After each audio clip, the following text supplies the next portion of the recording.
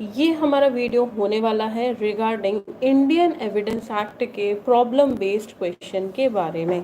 जब हम Indian evidence act की बात करते हैं तो ये एक ऐसा सब्जेक्ट है, किसी भी स्टेट का आप जुडिशरी ले लो, किसी भी स्टेट की आप एपीओ ले लीजिए, हर जगह एविडेंस एक्ट एक ऐसा सब्जेक्ट है जो हर जगह आपसे पूछा जाता है। ओके, तो आज हम डिस्कस करने जा रहे हैं दो क्वेश्चंस जो कि पूरी तरह से प्रॉब्लम बेस्ड क्वेश्चंस है। So let's begin with this questions.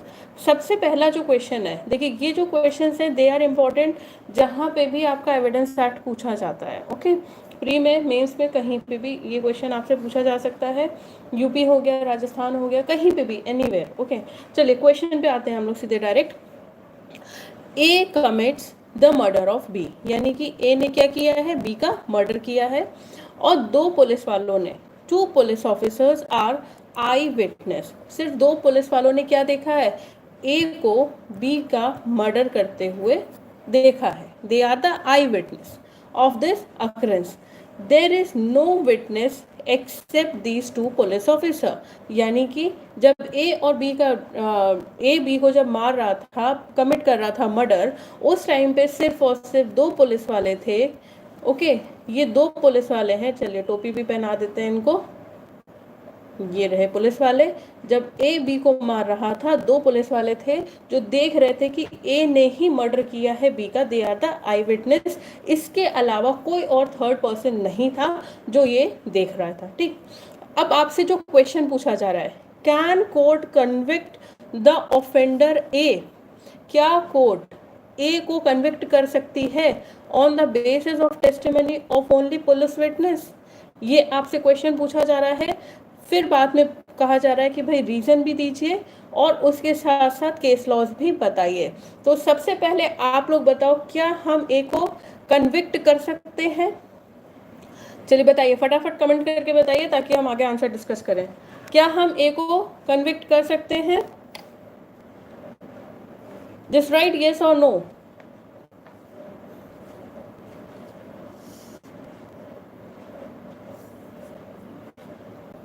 भाई सिंपल सा क्वेश्चन है। यस विवेक, बिल्कुल yes, A can be convicted. अब आते हैं हम लोग आंसर पे। देखिए, जब हम आंसर की बात करते हैं, क्योंकि आपसे आंसर राइटिंग आपकी कैसे शुरू होगी, सबसे पहला क्वेश्चन क्या पूछा है, आपसे क्या पूछा गया है, can court convict the offender A? तो सबसे पहले आप लिखोगे yes, A can be convicted on the evidence.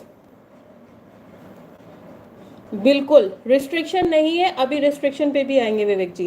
देखिए, जब हम बात करते हैं A can be convicted on the basis of evidence of a police officer who are eye witness of the occurrence, case was, नमस्ते Ashok ji, Prithvinath Pandey versus state of UP. Okay, तो ये जो उन्होंने मेन क्वेश्चन पूछा था, कर सकते हैं कि नहीं कर सकते, वो ये रहा।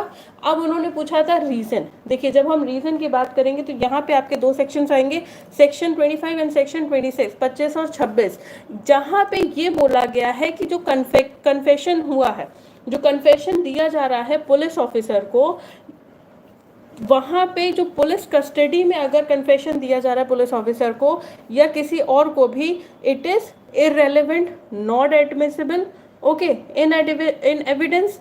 लेकिन इसके बाद यहाँ पे जो क्वेश्चन है आपका, क्वेश्चन क्या पूछ रहा है आपसे, they are the eye witness. तो आई विटनेस के बारे में तो कोई बात नहीं की गई है, तो यहाँ पे आप लिखोगे accept in the aforesaid case the evidence of police officer is not discarded.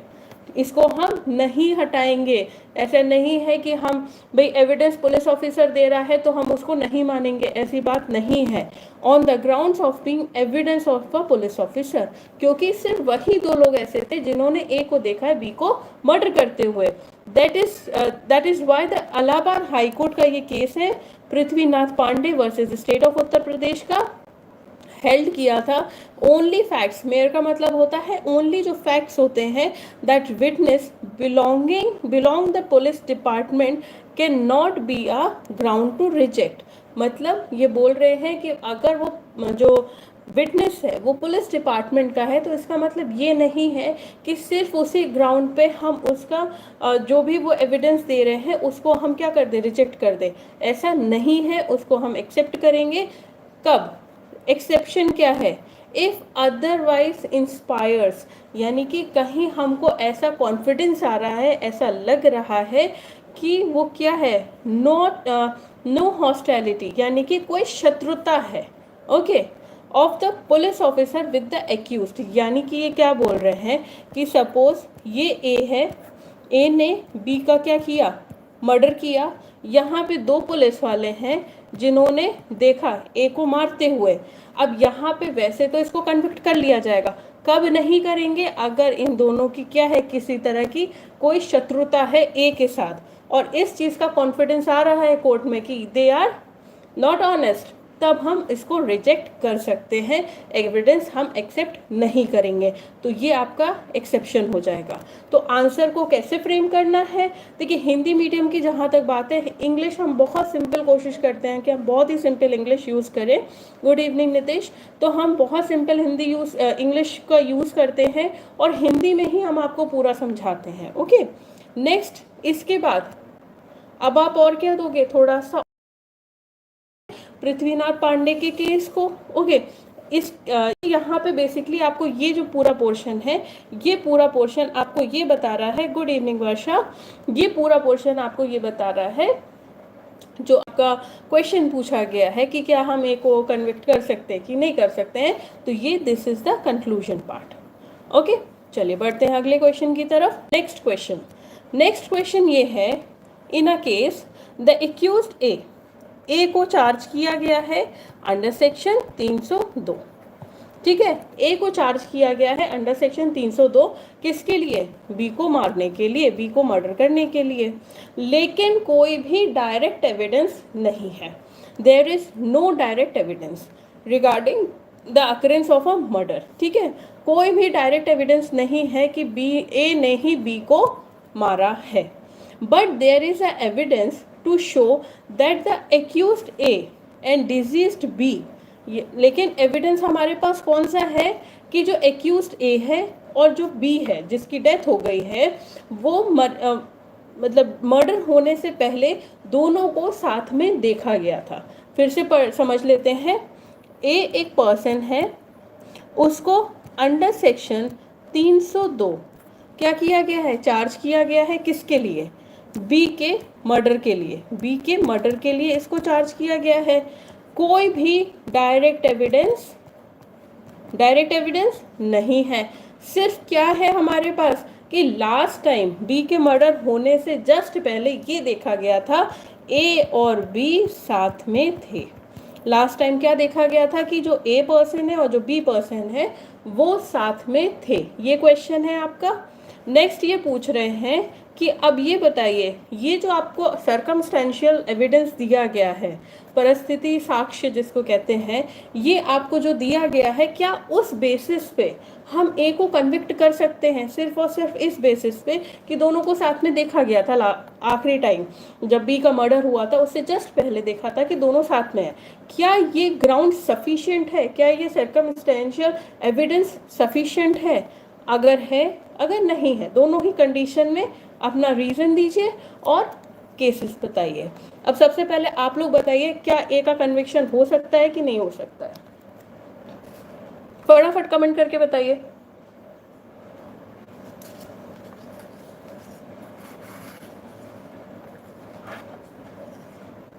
विवेक रंजन जी का कमेंट आया है, circumstantial evidence only indicates that A murdered B and no other person other than A had murdered B, only there is seem he is died, not a sufficient to convict A. Yes, that's true. वर्षा जी आपका answer है yes, circumstantial evidence है तो convict कर सकते हैं।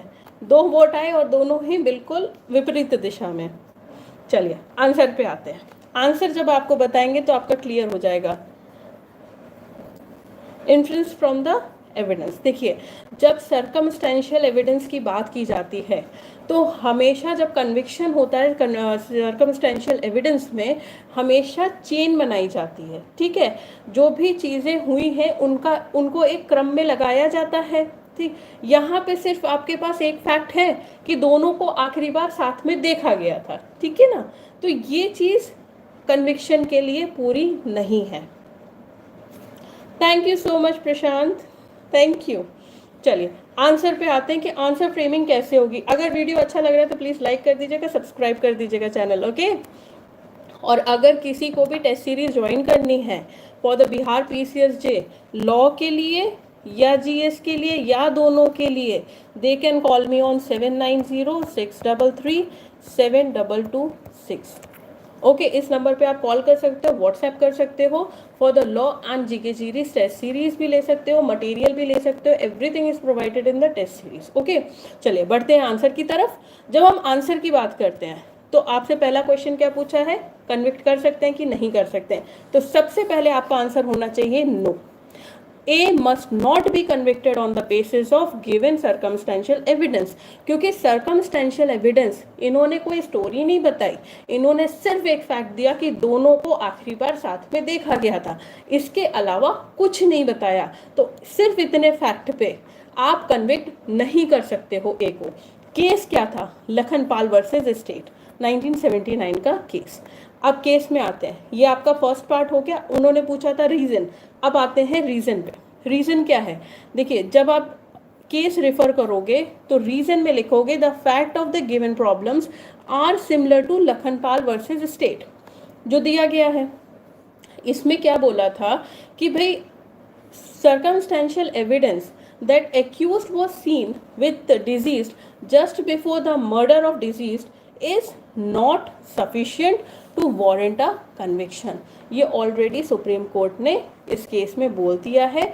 As circumstantial evidence present in this case does not by itself lead to irresistible inference that it is the accused who has murdered the deceased। यानी कि क्या बोल रहे हैं बेटा विवेक रंजन जी, ये सब जो केस लॉज होते हैं, ये सब केस लॉज हम लोग कमेंट्री में से ढूंढते हैं, बुक्स में इतना डिटेल नहीं दिया जाता है। जो आपकी कमेंट्री होती है ना, जिसमें सारे केसेस को डिस्कस किया जाता है, सारे फैक्ट्स को डिस्कस किया जाता है, ये सब चीज़ें आपको उसमें मिलती हैं, ठीक है ना। तो ये जो हार्डवर्क का पोर्शन है आप मेरे पे छोड़ दो, आप सिर्फ आप लोग पढ़ाई करो, ओके। तो यहाँ पे लखनपाल वर्सेस स्टेट के केस में, या लखनपाल वर्सेस स्टेट के केस में बिल्कुल क्लियर बोल दिया था कि भाई सिर्फ अगर इतना ही दिया है कि दोनों को साथ में देखा है। देखिए स्टोरी ये भी हो सकती है कि ए और बी साथ में जा रहे थे, किसी थर्ड पर्सन ने आके मार दिया, उसके बाद देख रहे हैं कि बेबी की डेथ हो गई और वो भाग गया। तो यहाँ पे क्या हुआ, ए को हम कन्विक्ट नहीं कर सकते कि दोनों को साथ में देखा था आखिरी बार। तो दीज आर द थिंग, थोड़े से पॉइंट्स आपको देखने पड़ेंगे। अच्छा, इसके साथ दो केसेस और हैं, Devnandan Mishra versus state of Himachal Pradesh. इसमें भी इन्होंने यही बोला था कि all the links of the chain of circumstantial evidence are complete. देखिए सर्कमस्टेंशियल एविडेंस में इस केस में बोला था कि कब कन्विक्ट कर सकते हैं। तो कब कन्विक्ट कर सकते हैं, जब आपके सारे लिंक, यानी कि जो स्टोरी के सारे लिंक्स हैं आपको एक के साथ मिल रहे हैं, एक के बाद एक कनेक्ट होते जा रहे हैं, तभी आप कन्विक्ट करोगे, वरना आप कन्विक्ट सिर्फ और सिर्फ सर्कमस्टेंशियल एविडेंस पे आप कन्विक्ट नहीं कर सकते हो। नेक्स्ट है Mangleshwari versus state of Bihar. तो यहाँ पे इस केस में बोला था try to make the law very clear on the point by observing that in order to warrant a conviction on the basis of circumstantial evidence alone, the court must consider that the evidence should not only be consistent with the guilt of accused but also be inconsistent with the innocence। अब ये दो लाइनें आपको बोली कि भाई जो evidence आ रहा है वो कैसा एविडेंस है, वो एविडेंस ऐसा है जो गिल्ट बता रहा है। गिल्ट इन द सेंस जो बता रहा है कि एक्यूज्ड ने मर्डर किया है। जो एविडेंस है वो कैसा है कि एक्यूज्ड ने मर्डर किया है। एविडेंस और कैसा होना चाहिए, उस नेचर का भी होना चाहिए कि वो दिखा रहा है कि एक्यूज इनोसेंट नहीं है। कहीं ना कहीं एक इंफ्लुएंस आ रहा है कि ये एक्यूज्ड इनोसेंस नहीं है और गिल्ट की तरफ डायरेक्ट कर रहा है कि yes he may be guilty, तब आप कन्विक्ट कर सकते हो। तो ये जो लाइन है ये आपकी Mangleshwari versus state of Bihar में बोली। तो ये पैराग्राफ आपका क्या हो गया, रीजन हो गया। अब इसके बाद आता है आपका कंक्लूजन। तो ये सिंपल आपको स्टोरी लाइन जो आपको दी गई है उससे रिलेटेड आपको कंक्लूजन लिखना है कि that on the aforesaid decision delivered by the apex court, it can be easily said that in the present case, the accused, namely A, must not be convicted only on the strength of the circumstances that he was seen just before the murder of B with him, as this fact yani circumstance does not complete the link of the chain of evidence. Okay, तो ये क्या हो गया, आपका conclusion हो गया। तो mains की आंसर राइटिंग एविडेंस में या किसी भी तरह से आपसे आ रही है तो you have to do like this. Next, अब आप लोग बता दीजिए मुझे कि प्रॉब्लम बेस्ड आप किस सब्जेक्ट में चाह रहे हो, क्योंकि एविडेंस एक्ट आपका एपीओ जुडिशरी सब जगह आता है। अब आप लोग बताइए कि आप और क्या चाह रहे हो कि किस सब्जेक्ट में हम प्रॉब्लम बेस्ड क्वेश्चंस लेके आए आप लोगों के लिए इसी तरह से। ओके, एंड इसका पीडीएफ पेड ग्रुप में ही मिलेगा। That's all for today. Thank you so much and all the best.